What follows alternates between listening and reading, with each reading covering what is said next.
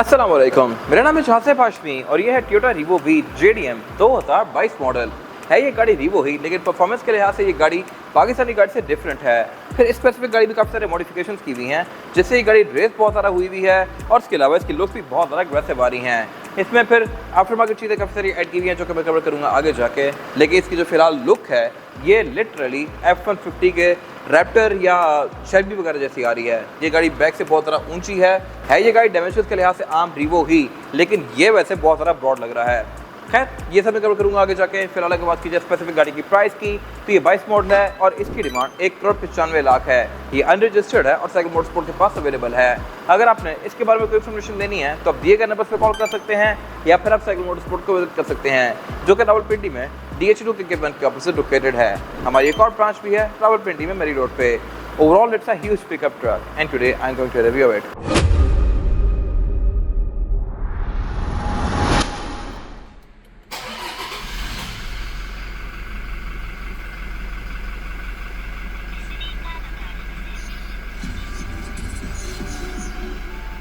Let's start with the exterior of this car. है ये गाड़ी बेसिकली आम रीवो ही और रीवो का फेसलिफ्ट वाला वर्जन है, लेकिन इसको इतना ज़्यादा मॉडिफाई किया हुआ है कि ये गाड़ी हाइट के लिहाज से लिटरली रैप्टर जितनी ऊंची है। मैंने कई दफ़ा रैप्टर के रिव्यू किए हुए हैं और उसका बॉन्ड मेरे यहाँ तक आता है। इसी तरह पे जो शेल्बी होते हैं वो इससे थोड़े से ऊपर होते हैं, बट वो गाड़ियाँ फुल साइज पिकअप ट्रक्स होती हैं और परफॉर्मेंस मशीन्स होती हैं।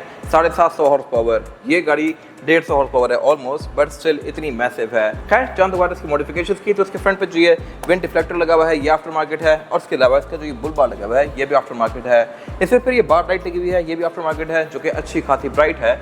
और इसके जो फॉग लैंप्स हैं ये येलो हुए हैं।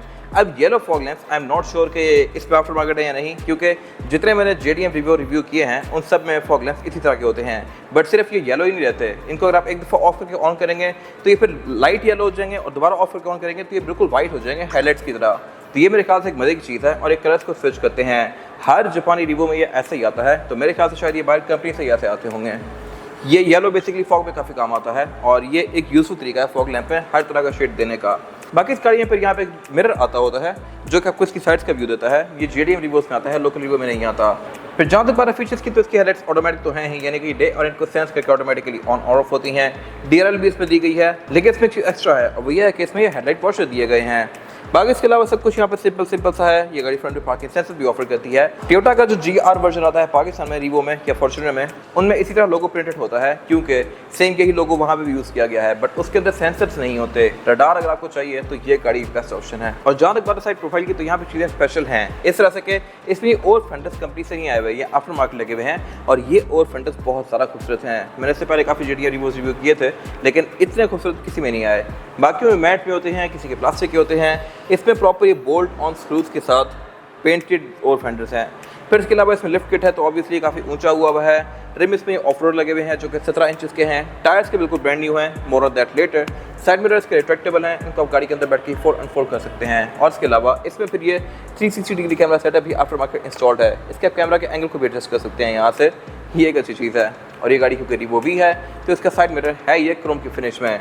और ये इसकी एब्सोल्यूट साइड प्रोफाइल, यहाँ पे जो चेंजेस हैं वो ये हैं कि इसमें जो ये साइड स्टेप्स हैं ये आफ्टर मार्केट हैं और ये सॉलिड लोहे के हैं। और ये गाड़ी क्योंकि ऊंची बहुत है तो इसमें चढ़ना उतना थोड़ा सा मुश्किल है, अनलेस आपको इसकी आदत हो जाए। वैसे ये गाड़ी इतनी ऊंची है कि इसमें आप ये पकड़ के इस तरह से जाके बैठेंगे, वरना अगर कोई नया बंदा है तो उसको चढ़ने में मुश्किल होगी। और उतना भी थोड़ा सा मुश्किल है अनलेस आप बहुत ज़्यादा लंबे हों, मुझे भी उतरने में थोड़ी सी मुश्किल होती है। बाकी इसके अलावा ये गाड़ी क्योंकि JDM है तो इसमें ये विंडोज बैक पे कंपनी से टिंटेड आई हुई हैं और इसमें फिर A प्रेस भी ये कंपनी से आए हुए हैं। बाकी यहाँ पे सब कुछ बिल्कुल सिंपल सा है, कोई यहाँ पे एक्स्ट्रा बैचिंग नहीं दी गई। ये स्मार्ट एंट्री भी ऑफर करती है और ये क्योंकि रीवो की वी ट्रिम है तो ये इसमें डोर हैंडल्स भी क्रोम में है। फिर जहाँ तक बात है इस गाड़ी के बेड की, तो बेड भी गाड़ी की तरह ही काफ़ी ज़्यादा ऊँचा है और इसमें फिर टायर और बॉडी के बीच में अच्छा खासा गैप है। इसके आपको सस्पेंशन लीफ स्प्रिंग्स वगैरह ये से नजर आ रहे हैं और लीफ स्प्रिंग पीस में ये आफ्टर मार्केट है। इसमें प्रॉपर एक बैजिंग दी हुई है जो कि कोई ब्रांड होगा। बाकी इसमें फिर स्पेसर्स भी तकरीबन 2-3 इंच के लगे हुए हैं और गाड़ी को इतना सारा रेस करने के बाद यहाँ पे कुछ चेंजेस भी करनी पड़ती हैं। अब गाड़ी का जो फ्यूल टैंक है वो तो अपनी जगह पे है चेसिस के साथ, लेकिन जो फ्यूल कैप है वो इतना ऊपर है और जब बॉडी और चेसिस में गैप आएगा तो पाइप को एक्सटेंड करना पड़ेगा। इसका पाइप भी एक्सटेंडेड है और यहाँ से आपको नजर भी आएगा जाते हुए। ये अलग से एक पाइप जा रहा है, लेकिन है ये प्रॉपर कंपनी जैसी फिटिंग में। फिर इसमें अंडरग्लो लाइट्स लगी हुई हैं जो कि इसके लुक्स को बहुत बेहतर बना रही हैं और स्पेयर टायर्स पे यहीं पे नीचे ही आता है। और ये इसका रेयर एंड, यहाँ पे काफ़ी मैसिव रगेड सी टोयोटा की बैचिंग दी गई है, वैसे जैसा कि फोर्ड में रैप्टर या फिर फोर्ड लिखा हुआ आता है। और यहाँ भी कुछ चीज़ डिफरेंट है, इस तरह से कि इसका जो रेयर बम्पर है ये पाकिस्तानी रिवो से डबल है साइज़ में, ये अच्छा खासा लंबा है। और फिर अगेन क्योंकि वी ट्रिम है तो इसमें क्रोम में है। बैक में इसमें पाकि सेंसर्स दिए गए हैं, यहाँ पे टोइंग गेट दिया हुआ है। और इसके अलावा ये जो स्टेप है ये JDM गाड़ी में हर रिवो में आता है, इसमें भी है। इसको आप इस तरह से डिप्लॉय करेंगे, फोल्ड ये इसी तरह से पीछे की तरफ होता है लाइक दिस। इसके अलावा बाकी ट्रंक कैपेसिटी भी इसकी अच्छी खासी स्पेशियस है, लेकिन ये क्योंकि काफ़ी ज़्यादा रेस है तो यहाँ पे सामान पहुँचाना थोड़ा सा मुश्किल है। अब JDM गाड़ी में एक चीज़ अच्छी है और वो ये है कि इसमें स्लो डाउन शॉक कंपनी से ही आता है, यानी कि अगर मैं इसके डाले के दरवाजे को खोलूँगा तो ये नीचे गिर नहीं जाएगा। पाकिस्तानी गाड़ी में डस्ट करके नीचे गिर जाता है, तो ये मेरे ख्याल से एक अच्छी चीज़ है। और इसके अलावा इसमें शटल लाइट भी है, जापान से ही आई हुई है ये मैनुअली ऑपरेटेड, लेकिन अगर आपको ऑटोमेटिक शटल लाइट्स चाहिए तो भी साइकिल मोटरस्पोर्ट के पास अवेलेबल हैं। फिर JDM रिवो में एक और चीज़ डिफरेंट आती है, वो है इसकी विंडशील्ड इस गाड़ी में फिक्स है, जबकि पाकिस्तानी गाड़ी में इसमें एक विंडो आती है जिसको आप ओपन क्लोज कर सकते हैं। फिर टेल लाइट इसमें फेसलिफ्ट वाली है, एग्जॉस्ट इसमें राइट की तरफ टर्न किया हुआ है JDM कार्स की तरह, और इसके अलावा यहाँ कुछ खास है नहीं। और अब अगर बात की जाए इस गाड़ी के इंटीरियर की, तो इंटीरियर इसका मोरलेस पाकिस्तानी रिवो जैसा ही है, लेकिन यहाँ पे इंटरेस्टिंग चीज़ ये है कि पाकिस्तानी रिवो GR स्पोर्ट में फीचर्स इससे थोड़े से ज़्यादा आते हैं। इसमें कुछ चीज़ें ज़्यादा है, लेकिन जो चीज़ें मोटी मोटी होती हैं जो ज़्यादा मैटर करती हैं वो पाकिस्तानी में ज़्यादा है। इस तरह से कि इसकी सीट्स आप हाथ से आगे पीछे करेंगे इस तरह से, जबकि पाकिस्तान में ये इलेक्ट्रॉनिकली एडजस्टेबल आती हैं। फिर इसके अलावा पाकिस्तानी गाड़ी में पैडल शिफ्टर्स आती हैं GR स्पोर्ट में, इसमें वो नहीं दिए गए। और भी कुछ चीज़ें हैं जो कि लोकल बेहतर हैं, कुछ चीज़ें इसमें बेहतर हैं। फिलहाल अगर बात की स्टीयरिंग व्हील की तो इसका पूरा ही लेदर स्ट्रेच्ड है, और ये क्योंकि वी ट्रिम है तो इसमें भी ये जो फ्रिल्स हैं ये सिल्वर दी गई हैं। बाकी इसके अलावा मल्टीमीडिया वाला स्टीयरिंग है, यहाँ पे कुछ और फीचर्स भी दिए गए हैं जो कि पाकिस्तानी गाड़ी में नहीं आते, और ये फीचर्स रडार के हैं। क्रूज़ कंट्रोल भी ये गाड़ी ऑफर करती है, लेकिन इसमें क्रूज़ कंट्रोल एडॉप्टिव है जो कि अगेन पाकिस्तानी में नहीं है। फिर इसमें लेन कीप असिस्ट भी दिया गया है। वाइपर वगैरह इसके नॉर्मल से हैं, हेडलाइट के कंट्रोल भी सिंपल से हैं। जहाँ तक बात है मीटर की तो ये भी सेम टू सेम वैसे ही है जैसा कि पाकिस्तानी गाड़ी में आता है, लेकिन इसमें एक एडब्लू की लाइट एक्स्ट्रा दी गई है। सेंटर में इसका एमआईडी क्लस्टर दिया गया है जो कि ग्राफिक्स के लिहाज से पाकिस्तानी गाड़ी से थोड़ा सा डिफरेंट है, ये आपको ज़्यादा चीज़ें शो करवाती है। और जहाँ तक बात है मीटर की हाउसिंग की तो ये सेम टू सेम पाकिस्तानी गाड़ी जैसी ही है। पूरा डैशबोर्ड इसका प्लास्टिक की फिनिश में है, और इसके अलावा यहाँ पे एयरमेंट्स वगैरह दिए गए हैं। मल्टीमीडिया पैनल इसमें आफ्टर मार्केट लगा हुआ है जो कि अच्छा खासा मैसिव है, और ये एल्पाइन का है। साउंड सिस्टम भी इसका अच्छा है, और ऑन होने पे भी ये रिवो की ट्रांजिशन शो करवाता है। बाकी इसकी ओवरऑल प्रेजेंटेशन भी काफ़ी मैसिव है। और इसके अलावा बाकी यहाँ पे बेसिक फीचर्स दिए गए हैं जैसा कि हर गाड़ी में आते हैं। क्लाइमेट कंट्रोल इसमें डुअल जोन दिया गया है, ये हैवी ऑटोमेटिक 4x4 की यहाँ पे सिलेक्शन दी गई है, और नीचे यहाँ पे इसके कुछ ऑफ रोड के मोड्स दिए गए हैं। डाउन असिस्ट कंट्रोल दिया हुआ है, ट्रैक्शन कंट्रोल दिया हुआ है, और डिफरेंशियल लॉकर यहाँ पे दिया हुआ है इसका। इसके अलावा फिर यहाँ पे नीचे का फोल्डर्स वगैरह है, सब कुछ नॉर्मल है। गेयर सिलेक्टर इसमें वही है जैसा कि पाकिस्तानी गाड़ी में आता है। स्पोर्ट्स में करके आप इसको मैनुअली भी चला सकते हैं। यहाँ पे ड्राइविंग मोड दिए गए हैं, इको और पावर का।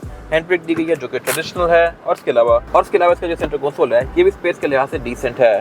इसके अलावा अगर बात की जाए इसकी सीट्स की, तो सीट्स इसमें फैब्रिक की फिनिश में आती हैं। पाकिस्तानी गाड़ी में रिवो वी में भी लेदर की आती हैं। फिर सीट्स वाली फैब्रिक इसका ये आर्मरेस्ट के ऊपर कंटिन्यू किया गया है, और इसके अलावा विंडो इसमें चारों ही सिंगल टैप वाली हैं। साइड मिरर इसमें रिट्रैक्टेबल हैं, लेकिन ऑटोमेटिक फीचर के साथ नहीं आते। और इसके अलावा फिर यहाँ पे इसका पुश स्टार्ट दिया गया है, पावर हीट, और इसके अलावा DPF का बटन दिया गया है। बाकी इसमें फिर रूफ भी नॉर्मल सी ही है, यहाँ पर सनग्लास होल्डर दिया गया है। सनरूफ ये गाड़ी क्रॉस द ग्लोब ऑफर ही नहीं करती। और इसके अलावा इसका जो रेड मिरर है ये थोड़ा स्पेशल है क्योंकि चेंज किया हुआ है, ये भी अल्पाइन का है, और ये आपको इसका 360 डिग्री व्यू देगा। अभी भी मुझे बैक का व्यू शो करवा रहा है, और ये स्क्रीन टच में है। यहाँ से मैं रिकॉर्डिंग भी ऑन कर सकता हूँ, फ्रंट बैक साइड जो रिकॉर्ड करना चाहूँ कर सकता हूँ, ये एक अच्छी चीज़ है। इसके अलावा एयरबैग भी इसमें 7 आते हैं, एक स्टीयरिंग व्हील में, एक डैशबोर्ड में, 4 पिलर्स में, 2 सीट्स के साइड पर, और फिर एक ड्राइवर के नी पे। पाकिस्तानी गाड़ी में सिर्फ 3 आते हैं। और जहाँ तक बात है इसमें rear passenger display seating capacity की, तो ये पाकिस्तानी गाड़ी के साथ आइडेंटिकल है, लेकिन यहाँ भी एक फीचर कम है, और वो है रेयर एयर वेंट्स इसमें नहीं दिए गए। इसके अलावा बाकी यहाँ पे सारा कुछ ठीक है, लेग रूम स्पेशियस है, हेड रूम भी डिसेंट है, और यहाँ पे 2 से 3 लोग कंफर्टेबली बैठ सकते हैं। 4 लोग आना चाहें तो वो भी आ जाएंगे, लेकिन फिर ज़रा कंफर्टेबल नहीं होंगे। एक और चीज़ जो यहाँ पे माइनस है वो है बैक पे विंडो। पाकिस्तानी गाड़ी ये चीज़ ऑफर करती है, लेकिन इसमें और बहुत कुछ है जो कि इसकी वैल्यू को जस्टिफाई करता है टोटली। और अब अगर बात की जाए इस गाड़ी के इंजन की, तो इंजन साइड पे ये गाड़ी बहुत सारे ऑफर करती है, लेकिन इसमें जो फ्लैगशिप इंजन है पाकिस्तान में वो एक ही आता है, 2800 सीसी टर्बोचार्ज डीजल। ये डिफरेंट है, इसमें इंजन 2400 सीसी टर्बोचार्ज डीजल आता है। पाकिस्तानी गाड़ी 1GD होती है, ये गाड़ी 2GD इंजन के साथ है। 2400 इंजन थोड़ा सा अंडर पावर है एज कम्पेयर टू 2800, लेकिन ये इंजन रिफाइंड बहुत ज़्यादा है पाकिस्तानी वाली गाड़ी से। ये वैसे 150 हॉर्स पावर प्रोड्यूस करती है, जबकि पाकिस्तान वाली गाड़ी 201 हॉर्स पावर प्रोड्यूस करती है।